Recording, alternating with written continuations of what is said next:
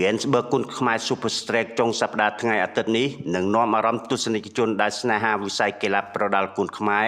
មកទស្សនាការប្រកួតគូពិសេសគូដ៏ជក់ចិត្តនៅក្នុងនោះមានគូមិត្តភាពអន្តរជាតិចំនួន2គូអមជាមួយនឹងគូមិត្តភាពជាតិចំនួន3គូផ្សេងទៀតផងដែរដែលបានសម្រិតសម្រាំងឲ្យមកបង្ហាញសមត្ថភាពនៅស្នៀតប្រយុទ្ធកីឡាករពុយឡាយដែលវឹកហាត់នៅក្នុងក្លឹបប្រដាល់ឃ្លាំងមឿងកីឡាខេត្តពោធិ៍សាត់ប្រកួតក្នុងប្រភេទទម្ងន់60គីឡូក្រាមចុងសប្តាហ៍ថ្ងៃអាទិត្យនេះរូបគេនឹងឡើងមកស្វាគមន៍កីឡាករអ៊ីនស៊ីណុយ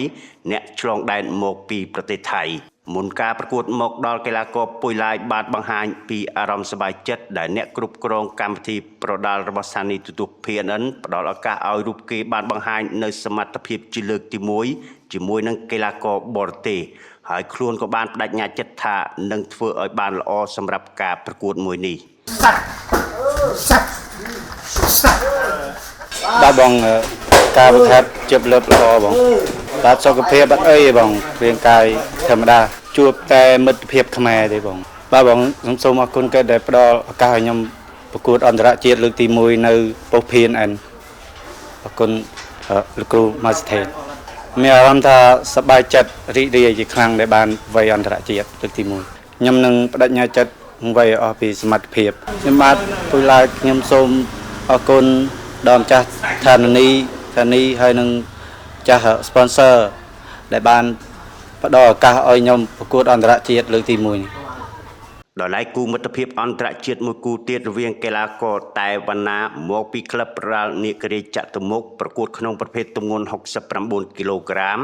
នៅក្នុងសប្តាហ៍នេះរូបគេនឹងឡើងមកស្វាគមន៍កីឡាករវណ្ណឈណៈអ្នកឆ្លងដែនមកពីប្រទេសថៃចំពោះគូមិត្តភាពបន្តវេន3គូទៀតកីឡាករខំ IQ មកពីក្លឹបប្រដាល់រាជសីមានរិទ្ធប៉ះគ្នាជាមួយនឹងកីឡាករវិបុលចៅទុំមកពីក្លឹបប្រដាល់ខ្លារខិនមានរិទ្ធកីឡាករពៅវេហាមកពីក្លឹបប្រដាល់តល័យដំរីមានរិទ្ធប៉ះគ្នាជាមួយនឹងកីឡាករធុនប្រាក់ស៊ីងមកពីសមាគមកីឡាប្រដាល់កងយុទ្ធពលខេមរៈភូមិន្ទកីឡាករធុនច័ន្ទសាលមកពីសមាគមកីឡាប្រដាល់កងយុទ្ធពលខេមរៈភូមិន្ទប៉ះគ្នាជាមួយនឹងកីឡាកររិទ្ធីសុខឿនមកពីក្លឹបប្រដាល់ Super Fight សូមបញ្ជាក់ផងដែរថាព្រឹត្តិការណ៍នៃការប្រកួតប្រដាល់ Gainsbourg គុណខ្មែរ Super Strike មានការផ្សាយបន្តផ្ទាល់នៅលើកញ្ចក់ទូរទស្សន៍ PNN Page Facebook PNN Sport ចាប់ពីវេលាម៉ោង 1 រសៀលតទៅទស្សនិកជនក៏អាចទស្សនាដោយផ្ទាល់នៅស្ថានីយ៍ផងដែរ